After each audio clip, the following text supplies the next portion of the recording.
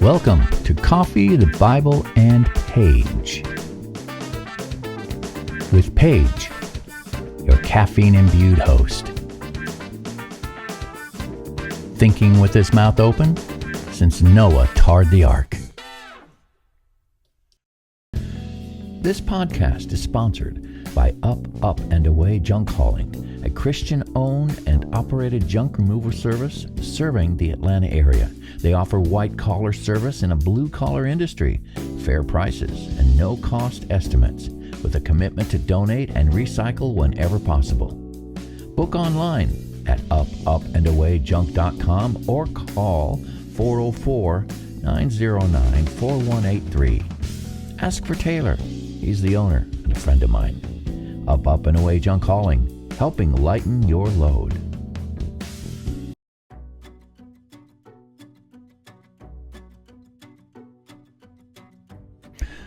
Greetings and salutations. Welcome to another episode of Coffee, the Bible, and Paige.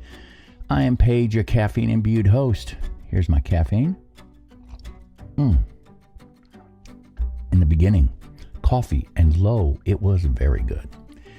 All right, we are getting ready to start Chapter 7 in our study in Romans. This is episode 41 of my ongoing podcast that started in January. This is the year of Romans, and it'll probably end up being 2 years worth of Romans by the time I'm done. But today, episode 41. Before we can start off in chapter 7, though, I like to keep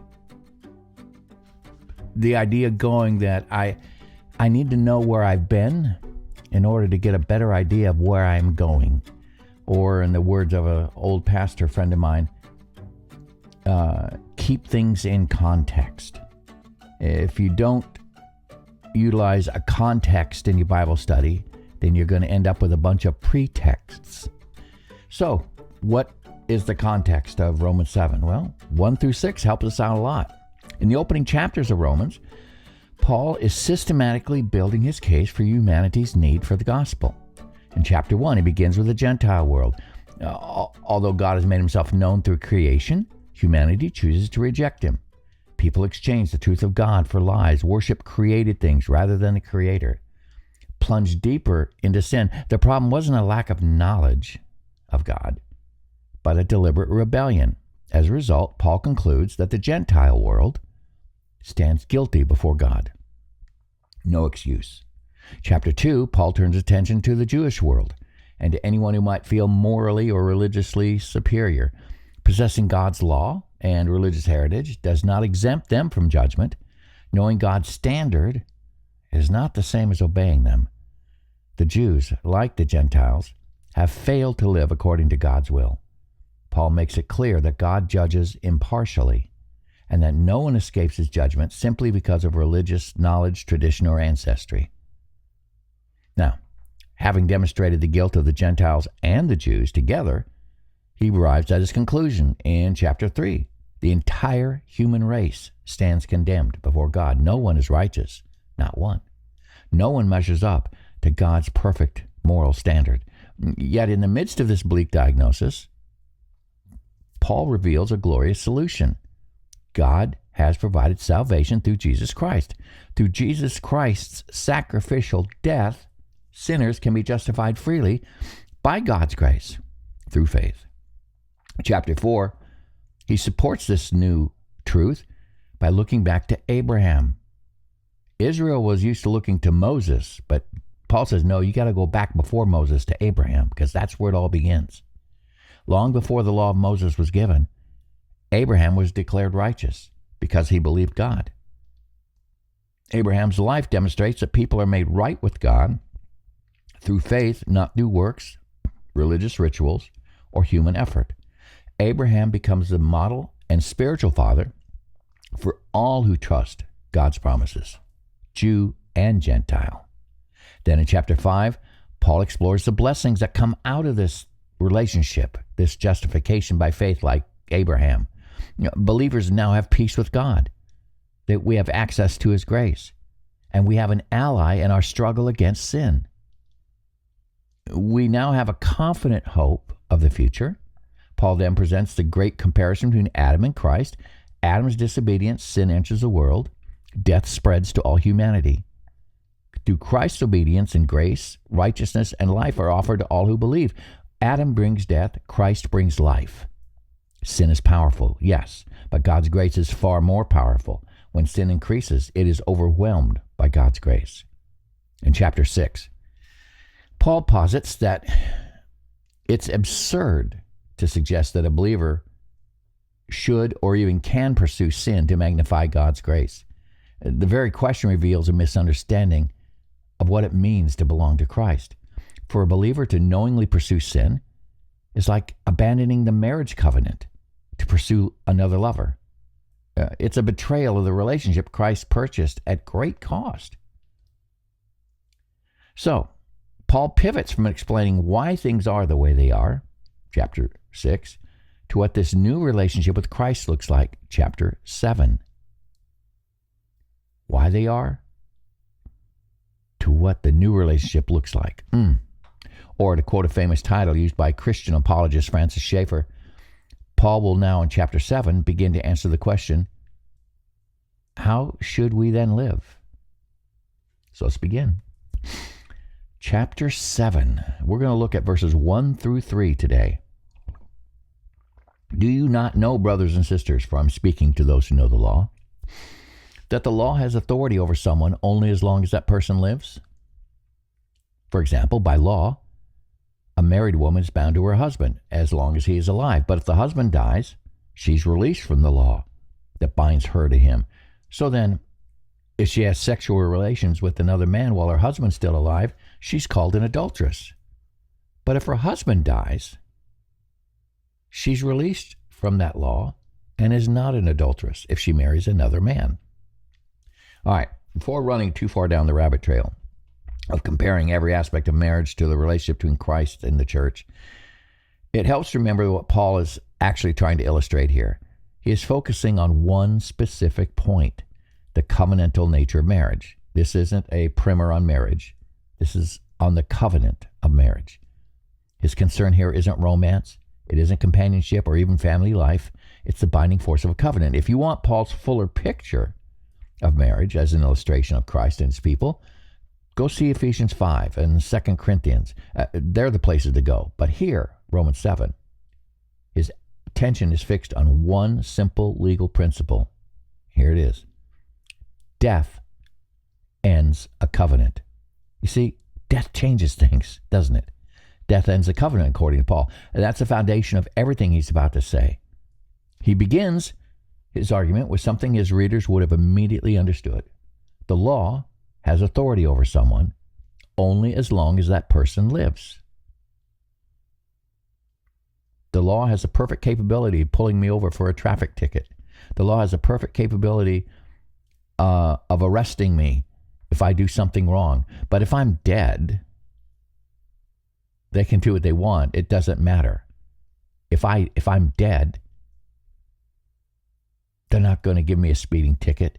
They're not going to convict me of a crime. The law has authority over someone only as long as that person lives. He then illustrates a principle through marriage. Under the Mosaic law, a married woman was legally bound to her husband as long as he was alive. If she entered a relationship with another man during that time, she was guilty of adultery because she was violating an existing covenant. But if her husband died, the marriage covenant ends. She was completely free to marry another man without any guilt or legal condemnation. Death had dissolved her previous covenant. Notice that Paul's emphasis isn't really about marriage. Marriage is simply the illustration. His real subject is the law, specifically the Mosaic covenant and its authority over those who are under it. This fits perfectly with everything Paul has been arguing throughout Romans 6. In chapter 6, Paul answered the obvious question. If God's grace is greater than sin, why not just keep on sinning? And his answer, of course, was the emphatic no, absolutely not. Why? Well, because believers have been united with Christ in his death, his resurrection. A Christian cannot honestly say, I belong to Jesus, while deliberately choosing a lifestyle of rebellion against him. That'd be as contradictory as a wife claiming to be devoted to her husband while openly pursuing another man. Paul isn't describing someone who stumbles into sin. He's describing someone who willingly embraces it as a way of life. That's exactly what the marriage illustration pictures. As long as the marriage covenant exists, pursuing another relationship is adultery because it violates the existing covenant. Then Paul takes this illustration one step further. If marriage is a lifelong covenant, how does someone ever become free of it?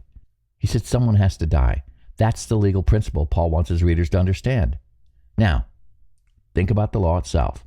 Throughout Romans, Paul has shown just how impossible life under the law really is.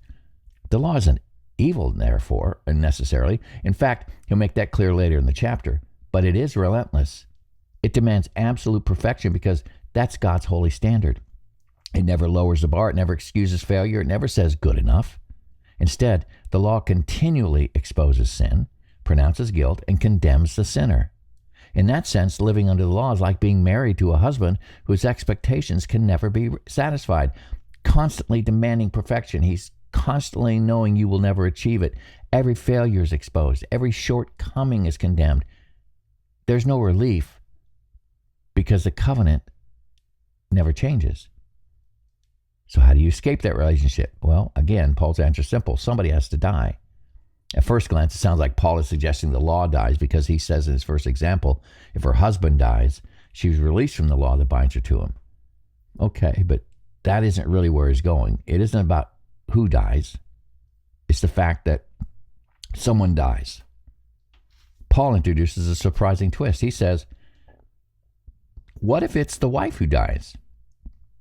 Wouldn't she still be released from the marriage covenant? Of course she would. His point is that death ends the covenant, regardless of which spouse dies. And that's exactly where Paul is headed. Now imagine just for a moment that the woman in Paul's example who died could somehow be raised back to life. She would no longer be bound to the first marriage because death dissolved that covenant. She would now be completely free to enter a new marriage, a relationship built not on condemnation, but on love. And that's precisely Paul's point. The believer has died with Christ. The old covenant relationship has ended. The believer has been raised to new life. Now, instead of belonging to the law, we belong to Christ. When Jesus died, everyone who's united to him shares in that death. It's as if we died. Our old identity, the person who stood condemned under the law, died with him. The law no longer has jurisdiction over someone who has died. Marriage creates a binding covenant. Before Christ, we were under the authority of the law, bound to that covenant of death. Death ends that covenant. Through our union with Christ, we died. The law's legal claim over us has ended. Resurrection makes a new relationship possible. Having been raised with Christ, we now belong to him. We are now part of the bride of Christ. We are no longer under the old covenant, but have entered into a new covenant relationship with our Savior. You see, this illustration would have connected deeply with both of Paul's audiences. Jewish readers would have immediately recognized the Old Testament picture of God as Israel's husband and understood the covenant language Paul was using. Gentile readers living under Roman law would have understood the legal principle that death terminates a marriage covenant. Different backgrounds, same conclusion. What's that conclusion? Death changes everything. That's precisely why Paul can say that believers are no longer under or no longer married to the law. We died with Christ. And because we've been raised with him, we have a new life. And like the wife in verses 1 through 3, we're free from the old covenant of marriage to the law, released from the obligations of that old life. And that is where Paul is going to take us in verses 4 through 6. Death changes everything. Whew. There's a lot to unpack in that. But I'm going to leave it here, and we'll pick up in our next podcast with verse 4. Whew. if you would like, please feel free to contact me at ffog@me.com and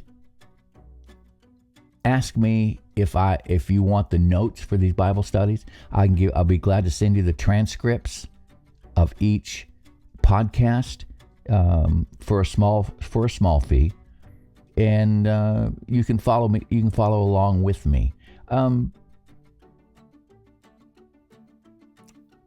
I hope that you're getting something from these Bible studies. I'm going to repeat what I've said before. I'm doing these Bible studies for me. And so I'm focusing on the things that seem to jump out at me, because that's the way Bible study works. You read the Bible, you think about it, you meditate on it, and God's going to reveal something that is for you. Well, what you're getting here is what God has revealed to me for my benefit. If you get any benefit from it, I'm blessed beyond measure. So with that, I'm going to sign off. I hope truly that everybody who's listening to this realizes the incredible blessing it is to be part of the bride of Christ and what you have been released from and what you've been released to. I'm Paige. Here's my coffee. Folks, I'm out of here. Have a great day. Bye-bye.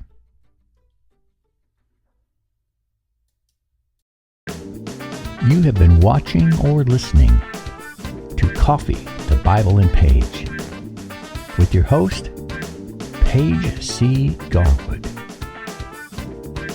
Thinking with his mouth open since 1975.